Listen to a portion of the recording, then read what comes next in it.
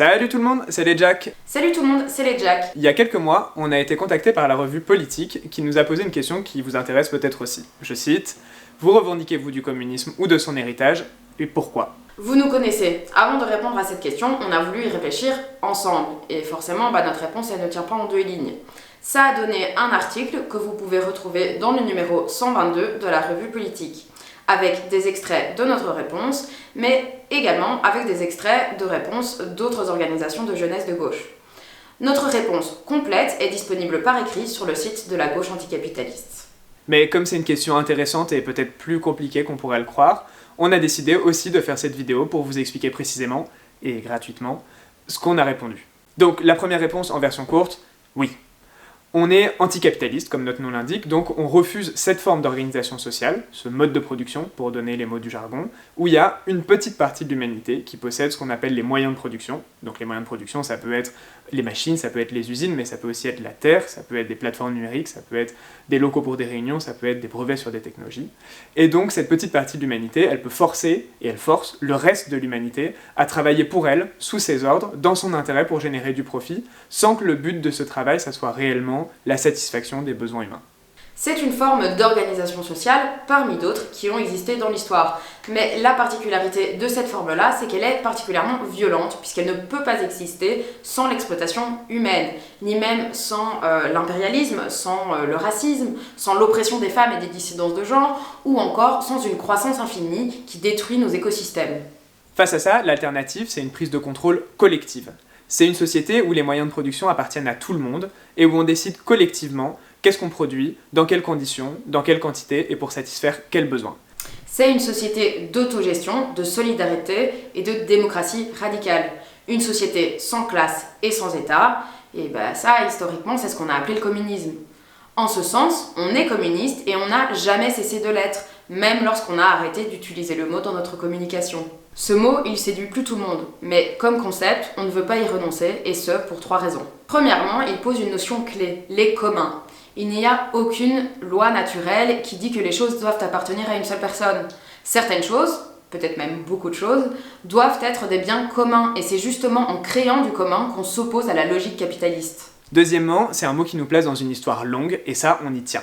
La révolution de 1830, la révolution de 1848, la Commune de Paris, la révolution russe, la révolution allemande, l'opposition de gauche à Staline, tout ça, tous ces événements-là, c'est notre histoire. Et on doit la regarder en face pour se souvenir des victoires, mais aussi pour se souvenir des échecs et pour en tirer des leçons. Troisièmement, parce que si on y renonce, on capitule face à un mensonge.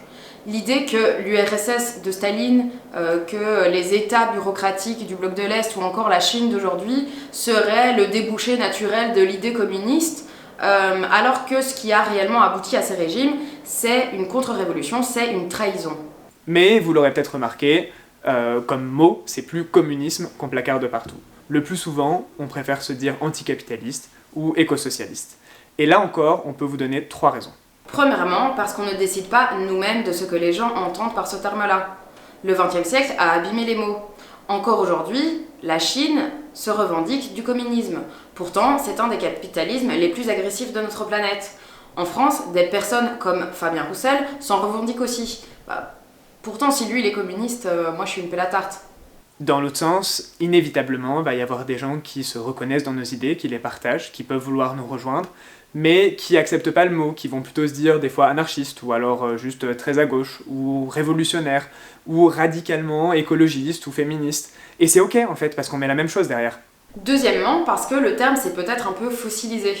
Pour beaucoup, aujourd'hui, c'est devenu un schéma préconçu, un système qu'on mettrait en place.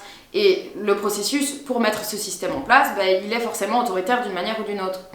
Pourtant, à l'époque, quand Marx et Engels ont écrit le manifeste du Parti communiste, c'est justement contre cette façon de penser qu'ils se battaient. Leur communisme à eux, et le nôtre, c'est pas une utopie, c'est une dynamique. Celle des travailleurs et des travailleuses, des exploités et des opprimés, qui reprennent le contrôle sur ce qui fait leur vie. Pas qui suivent un mode d'emploi qui a été écrit il y a plus d'1 siècle.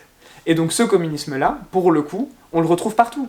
On le retrouve dans des prises de parole sur des piquets de grève, on le retrouve dans des collages féministes, on le retrouve dans des ZAD, on le retrouve dans des AG d'occupation de sans-papiers. Plus là-dedans, en tout cas, que dans un certain nombre de réunions dans des salles obscures qui se terminent en chantant l'Internationale. Troisièmement, parce qu'on a tiré les leçons de tout ce qui est arrivé durant les 2 derniers siècles. En tout cas, on essaye. On essaye de tirer les leçons de ce qu'est devenu l'URSS. On a aussi beaucoup appris des guerres de décolonisation. On a beaucoup appris dans la lutte contre le fascisme, ou encore dans la lutte féministe ou la lutte LGBT. Et on est aussi obligé de remettre pas mal de choses à jour face à la catastrophe écologique. Donc on est communiste, oui, mais d'un communisme qui abolit le patriarcat, qui éradique le racisme et qui s'assume antiproductiviste. Et peut-être que le terme ne dit pas ça assez clairement. Tout ça, ça peut changer. Peut-être que le mot communisme va revenir à la mode, peut-être qu'on va y donner un sens plus clair, et peut-être qu'on va faire la révolution avec des drapeaux rouges et avec des faucilles et des marteaux. Ou peut-être pas. Peut-être que la révolution, on va la faire, mais sous un autre nom, un nom plus moderne, qui aura à peu près le même sens. Et en fait, c'est pas le cœur du problème, ça nous ira aussi. Ce qui compte, c'est qu'on s'organise pour que ça arrive. Et ça, justement, c'est ce qu'on essaye de faire avec la gauche anticapitaliste et les Jacks. Et si toi aussi, tu veux nous aider à le faire, envoie-nous un message.